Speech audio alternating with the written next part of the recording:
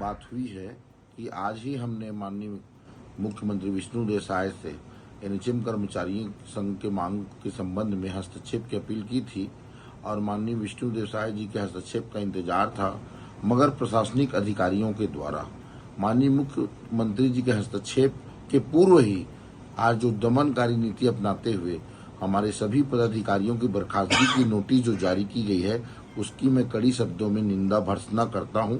हमें इस सरकार पर पूरा भरोसा था, क्योंकि सरकार को हमने ही बनाया था। ये हमारी मांगे को पूरी करेगी, मोदी की गारंटी पूरी करेगी, डबल इंजन सरकार अपना वादा पूरे करेगा। परंतु अब ये वादा पूरा होने के बजाय अब हमारे ही पदाधिकारियों पर जो ये बर्खास्तगी कार्रवाई की गई है, ये बहुत दुखद है। आज हम सब 16,000 कर्मचारी इस घटना से बहुत दुखी हुए हैं। हमारे सभी साथी पूरे प्रदेश में कल धरना स्थल से निकल करके सामूहिक इस्तीफा देने के लिए सीएमएचओ कार्यालय जाएंगे और पूरे प्रदेश के 16,000 कर्मचारी उन पदाधिकारियों के जिन्होंने इस आंदोलन को नेतृत्व कर अपनी मांगों को बुलंद करने का कार्य किया था, उनके समर्थन में सामूहिक इस्तीफा देंगे।